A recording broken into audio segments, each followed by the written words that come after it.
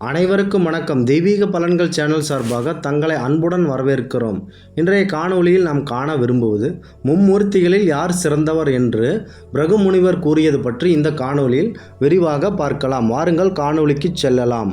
மறக்காமல் ஒரு சப்ஸ்கிரைப் செய்யவும். இந்த உலகத்தில் பக்தி மார்க்கங்கள் மங்கத் தொடங்கின.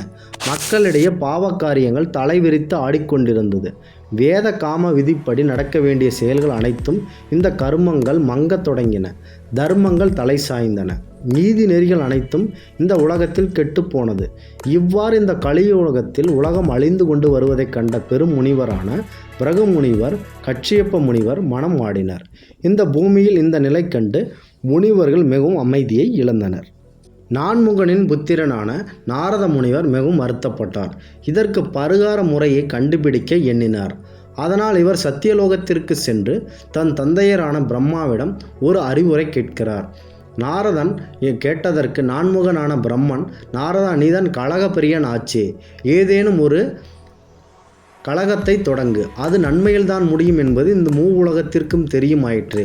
இந்த கலகத்தை தான் எப்படி தொடங்குவது என்று தெரியவில்லை தந்தையே என்று பிரம்மாவிடம் கேட்டபோது அதற்கு பிரம்மா அவர்கள், உனக்கு ஒரு மார்க்கம் கூறுகிறேன். புனித கங்கை நதிக்கரையில் பிருகு முனிவர், கச்சியப்பர் போன்ற முனிவர்கள் இந்த உலக நன்மைக்காக வேண்டி பெரும் வேள்வி நடத்தி வருகின்றனர். நீ அங்கு சென்று உன் கலங்கத்தை தொடங்கினால் இந்த உலக நன்மை கிடைக்கும் என்று கூறினார் பிரம்மதேவர். இதை கேட்டவுடன் மனமகிழ்ந்த நாரத முனிவர் தந்தையின் திருபாதத்தை வணங்கி அங்கிருந்து விடைபெற்றார். நாரத முனிவர் நாராயண நாமத்தை வணங்கி கொண்டே கங்கை நதிக்கு சென்றார். நாரதர் அந்த புனித கங்கை நதிக்கரையில் கச்சியப்ப முனிவர், அத்திரி முனிவர், பிருகு முனிவர், வசிஷ்ட முனிவர், அகத்திய முனிவர் போன்ற கோடிக்கணக்கான முனிவர்கள் ஒன்று கூடி அரிய வேள்வி நடத்தி வந்தனர். இந்த முனிவர்கள் அனைவரும் நாரதரை வரவேற்று உபசரித்து அவர்களுக்கு உண்டான உயர்ந்த ஆசனத்தில் நாரதரை அமரச் செய்தனர். முனிவர்கள் அன்பிற்கு மிக பெரிய பக்திக்கும் கட்டுப்பட்ட நாரதர் அவர்கள் மகிழ்ச்சியுடன் பார்த்துவிட்டு, உங்கள் வேள்வி சிறப்பாக நடக்கட்டும் என்று மனதார வாழ்த்தினார். பிரம்மபுத்திரரை போற்றி போற்றி என்று அந்த முனிவர்கள் கோஷமிட்டனர் மற்றும் ஆனந்தமாகவும் இருந்தனர். அவர்களின் ஆனந்தம் அக்கணமே நின்றது. அதற்கு காரணம் நாரதரின் வார்த்தைகளே. நாரதர் என்ன கூறினார் என்றால், எதையும் நான் உங்களிடம் சொல்ல போய் ஏதோ ஒன்று நிகழ்ந்துவிடும். நாரதர் கலகத்தை இங்கு ஆரம்பித்து விட்டார். இந்த வேள்வி கெட்டுவிட்டது என்று நீங்கள் கூறுவீர்கள்.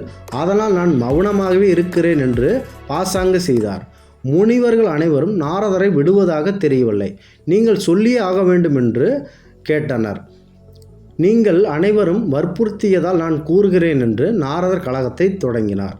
நீங்கள் இந்த இடம் கலியுகத்திற்காக நடத்தும் இந்த வேள்விக்கு அதிரி பாகத்தை என் தந்தையரான பிரம்மாவிற்கு கொடுப்பீர்களா, அல்லது ருத்ரனான சிவபெருமானுக்கு கொடுப்பீர்களா, அல்லது விஷ்ணு பெருமானுக்கு கொடுப்பீர்களா என்று அவருடைய கலகத்தை ஆரம்பித்தார். யக்ன புருஷனாக விளங்கப் போகும் மூர்த்தி யார் என்று நினைத்து விட்டீர்களா என்று மேலும் ஒரு ஐயப்பாட்டை கிளப்பினார். நாரத முனிவரின் இந்த கேள்வியால் நரைமுடி முனிவர்கள் அனைவரும் மிக பெரும் அச்சத்தில் ஆழ்ந்தனர் மற்றும் புலம்பி போய் இருந்தனர். இந்த மும்மூர்த்திகளில் எம்மூர்த்திக்கு முக்தி அளிக்கும் சக்தி உண்டு என்பது பற்றி பரிசீலித்து பார்க்கக்கூடிய காரியம்தான். மும்மூர்த்திகளை பரிசித்து பார்க்கக்கூடிய சக்தி, ஆற்றல் எவருக்கு உள்ளது என்று குழம்பினர். முடிவில் மும்மூர்த்திகளை பரிசித்து பார்க்கக்கூடிய ஆற்றல் ஒருவர் பிருகு முனிவர் ஒருவருக்கே உள்ளது என்று ஒரு முடிவுக்கு வந்தனர். பிருகு முனிவர் யாகசாலையை விட்டு நேரடியாக பிரம்மன் இருக்கக்கூடிய சத்தியலோகத்தை அடைந்தார். அங்கு சரஸ்வதி தேவை பிரம்மனை மகிழ்ச்சிப்படுத்தும் தருவாயில் வீணை வாசித்து கொண்டிருந்தார். தேவர்கள் மற்றும் அஷ்டதிக்பாலர்கள் மற்றும் அனைவரும் அங்கு குவிந்தனர். அப்பொழுது பிருகு முனிவர் பிரம்மனின் முன் நின்று வணக்கத்தை தெரிவித்தார். படைக்கும் தொழிலை முழு கடமையை கொண்டு இயங்கும் பிரம்மதேவருக்கு எனது முதன்மையான வணக்கங்கள் என்று வணக்கத்தையும் தெரிவித்தார். சரஸ்வதி தேவி வீணையில் மனம் மகிழ்ந்த பிரம்மதேவர் முனிவரின் வணக்கங்களை அவர் செவிகளில் விழவில்லை. மற்றும் சரஸ்வதி தேவிக்கும் பிரம்மனை பார்த்து கொண்டு வீணை வாசித்தால் அவருக்கும் இவரது வணக்கங்கள் தெரியவில்லை. சதுர்முகம் என்று அழைக்கப்படும் பிரம்மதேவர் முனிவரை பாராமல் இருந்தார். பிருகு முனிவர் மிகுந்த அதிர்ச்சியுற்றார். இந்த அவமானத்தை பொருட்படுத்தாமல் அங்கு இருக்கும் ஒரு சிம்மாசனத்தில் அமர்ந்தார் பிருகு முனிவர். அதையும் கவனிக்காத இருந்தார் பிரம்மதேவர். பிருகு முனிவருக்கு கோபம் தணலாய் எரிந்தது. என்ன செய்கிறது என்று பொறுமையாக இருந்தார். பிறகு பிருகு முனிவர் இவரா கலியுகத்திற்கு முக்தி தரும் கடவுள் மூர்த்தியா இவன் என்று தம் மனதுக்குள் நினைத்து கொண்டு ஆசனத்தை விற்று கோபத்துடன் எழுந்து நின்றார். கண்களில் கோபம் காட்டுத்தீ போல இருந்தது. அடே நான்முகா, இந்த தபஸ்தியை அமைதித்த உனக்கு இந்த உலகத்தில் எங்குமே கோயில் இருக்கக்கூடாது என்று கடும் சாபத்தினை பிரம்மதேவருக்கு வழங்கினார் பிருகு முனிவர். அப்பொழுது அங்கிருந்து கடும் கோபத்துடன் பிரம்மலோகம் அதாவது சத்தியலோகத்தை விட்டு கடும் கோபத்துடன் அங்கிருந்து செல்கிறார் பிருகு முனிவர். கடும் சினத்துடனேயே கைலை மலைக்கு நோக்கி வந்தார். அங்கு காவல் காத்து கொண்டிருக்கும் நந்தி தேவரை வணங்காமலேயே கைலைக்கு உள்ளே சென்றார். பரம்பொருளான சிவபெருமான் அவர்கள் பார்வதி தேவியுடன் நவரத்தினம் அனுபீடத்தில் சரசு சல்லாப மூர்த்தியாய் காமத்தில் மூழ்கி கிடந்தார். என்ன நடக்கிறது என்று சந்தர்ப்பம் தெரியாமலேயே பிருகு முனிவர் கைலாயத்தின் உள்ளே புகுந்தார். சம்போ மகாதேவா, பார்வதி தேவிய வணக்கம், என்னுடைய வந்தனங்கள் என்று கூறிக்கொண்டே உள்ளே சென்றார். பிருகு முனிவரை பார்த்த பார்வதி தேவியார் அவர்கள் வெட்கத்துடன் சற்று விலகினார்.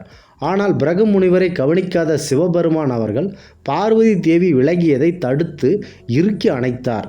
நான் வந்ததை கூட கவனிக்காமல் இவ்வாறு சிவபெருமான் செய்கிறாரே என்று பிருகு முனிவர் கோபம் எரியும் நெருப்பில் எண்ணெய் ஊற்றியது போல இருந்தது. பிருகு முனிவர் ஏற்பட்ட கோபத்திற்கு எல்லையே இல்லை என்றும் கூறலாம். நெற்றிக்கண்ணை திறக்காத குறை ஒன்றுதான் பிருகு முனிவருக்கு இருந்தது. அதன் பிறகு தனது கைகளில் இருந்த கமண்டத்தில் இருந்த நீரை எடுத்து, தவச குணம் நிறைந்த உன்னை அனுதினமும் நினைத்து கொண்டிருப்பவரை நீ இவ்வாறு அவமதித்தாய் என்று கோபத்துடன், உனக்கு இனிமேல் உருவ பூஜை எங்கும் இருக்கக்கூடாது, லிங்க பூஜையில் மட்டுமே உன்னை அனைவரும் பூஜிப்பார்கள் என்று அந்த நீரை தெளிக்கிறார் மற்றும் சாபத்தையும் வழங்கினார். கலியுகம் காக்க இவர்களை தேடி வந்தேனே என்ற வருத்தத்துடன் வைகுண்டத்தை நோக்கி பிருகு முனிவர் சென்றார். வைகுண்டத்தில் விஷ்ணு பெருமான் ஆதிசேஷனுடைய அதாவது பாம்பு படுக்கையில் படுத்திருந்தார். ஸ்ரீதேவி அவர்கள் அவருடைய பாதத்தை பிடித்தவாறு அமர்ந்து இருந்தார்கள். அவர் சற்று உறக்கத்தில் இருந்தார். ஸ்ரீ மகாவிஷ்ணு அவர்கள் பிருகு முனிவர் உக்கிரத்தில் சுயரூபமாக உள்ளே நுழைந்தார். திருமாலும் ஸ்ரீதேவியும் பிருகு முனிவர் உள்ளே வருவதை கவனிக்கவில்லை. அவருடைய மனமான வணக்கத்தையும் அவர்கள் கவனிக்கவில்லை. பிருகு முனிவர் இந்த நாராயணன் நம்மை அவமதித்து விடுவார் என்ற எண்ணத்தில் மூழ்கினார். பிருகு முனிவர் ஆணவ கோபத்தினால் தன் அறிவை இழந்தார். திருமகள் வாசம் புரியும் ஸ்ரீ மகாவிஷ்ணுவின் மார்பில் கோபத்துடன் எட்டி உதைத்தார். அப்பொழுது மகாலட்சுமி அவர்கள் துடிதுடித்து போனார்கள். ஸ்ரீ பகவான் மகாவிஷ்ணு அவர்கள் தூக்கத்தில் இருந்து எழுபவர் போல திடுக்கிட்டு எழுந்து பார்த்தார். ஒரு பாவனையும் செய்தார். கோப உச்சியில் நின்று கொண்டிருந்த பிருகு முனிவரை திருமால் பார்த்து விட்டார். பிருகு முனிவரே, தங்கள் வருகையால் இந்த வைகுந்தமே மிகப்பெரிய சிறப்பு உற்றது. எனது மனபார்ந்த வணக்கங்கள் என்று தன்னை உதைத்ததை பொருட்படுத்தாமல் அவரை உபசரித்தார் திருமால் அவர்கள். இதை கண்ட திருமகள் அவர்கள் பெரும் கோபத்தினால் அந்த இடத்திலிருந்து விலகிச் சென்றார். என்னை காண எத்தனை மலை, எத்தனை காடு போன்ற இடத்தில் நீங்கள் இங்கு வந்து இருப்பீர்கள் என்று அவரின் காலில் விழுந்து மன்னிப்பு கேட்டு அவர்கள் காலையும் பிடித்து விட்டார். வஜ்ரம் போல் இருக்கும் எனது மார்பினை உதைத்து உங்களின் பூபாதம் நொந்து இருக்குமே என்று ஸ்ரீ மகாவிஷ்ணு அவர்கள் வருத்தப்பட்டார். இவ்வாறு ஒரு பாவனையை நிகழ்த்தினார். மகாவிஷ்ணு கோபத்துடன் வந்த பிருகு முனிவரை சாந்தப்படுத்தினார். மகாவிஷ்ணு அவர்கள் மேலும் அவரின் காலை மெதுவாக பிடித்து விட்டார். இச்செயலை கண்ட பிருகு முனிவர் மிக பெரும் தவறு ஏதேனும் நிலைத்து விட்டோமோ என்று சிலையாகவே மாறிப்போனார். அவரின் கோபம் வெயிலில் பட்ட பனி போல மெதுவாக குறைந்தது. இதை தூரத்தில் பார்த்து கொண்ட மகாலட்சுமி அவர்கள் அந்த இடத்திலிருந்து முற்றிலுமாக விலகி கொண்டார். கோபம் முழுமையாக குறைந்த பிருகு முனிவர், அகில உலகமே உங்களை போற்றும் உங்களை நான் மார்பில் எட்டி உதைத்தேன். மிகவும் வருத்தப்பட்டேன் பெருமானே. பெரும் கலகம் செய்து விட்டேனே. அவதார புருஷனை அவமதித்தேனே என்று நான் மிகவும் வருத்தப்படுகிறேன். இந்த கேவலமான செயலை செய்துவிட்டேன் என்று மிகவும் வருத்தப்படுகிறார் பிருகு முனிவர் அவர்கள். திருமாலின் கமல பாதங்களை பிடித்து கொண்டு அழத் தொடங்கினார்.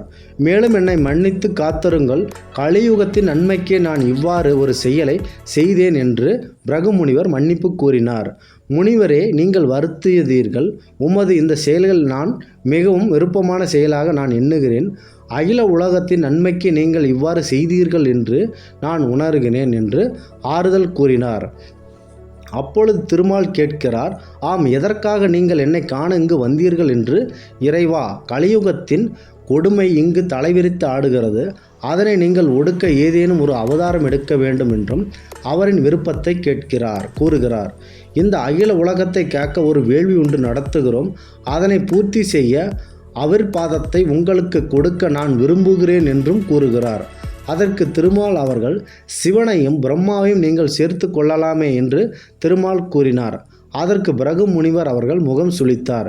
சரி, அது உங்கள் விருப்பம் என்று கூறிவிட்டு, நான் அவிர்பாகத்தை நான் எடுத்துக்கொண்டு இந்த வேள்வி பூஜையை நான் முடித்து தருகிறேன் என்று கூறுகிறார் பெருமாள் அவர்கள். இந்த மகிழ்ச்சியுடன் அங்கிருந்து பூலோகத்திற்கு வந்தடைகிறார் பிருகு முனிவர் அவர்கள். பிருகு முனிவர் அனைவரும் வருகையை எதிர்பார்த்து கொண்டிருந்தனர். பிருகு முனிவர் மற்ற முனிவர்களிடம் அங்கு நடந்ததை விரிவாக கூறுகிறார். அளவில்லா மகிழ்ச்சி கொண்ட முனிவர்கள் அனைவரையும் வேள்வியை தொடங்குகின்றனர். விஷ்ணு பெருமான் கூறியவாறு அவர்களின் அவிர்பாகத்தை பெற்றுக்கொண்டு விண்ணுலகம் சிறக்க செய்தார். பிருகு முனிவர், கச்சியப்ப முனிவர் போன்ற இந்த உலகத்தில் தர்மத்தை நிலைநாட்டி கலியுகத்தையும் சமாளித்தனர். ஆகம விதிப்படி இந்த உலகத்தில் தர்மத்தை நிலைநாட்டினர். இந்த மும்மூர்த்திகளில் விஷ்ணு பெருமானே இந்த அவிர்பாகத்தை பெற்று கொண்டார். நாரதரின் கலகம் நன்மையில் முடிந்தது. இந்த தெய்வீக புராணத்தை உங்களுக்கு எடுத்து கூறுவதில் நான் மிகுந்த மகிழ்ச்சி அடைகிறேன். மீண்டும் ஒரு நல்லதொரு காணொளியில் உங்களை சந்திக்கிறேன். தெய்வீக பலன்கள் சேனல் சார்பாக.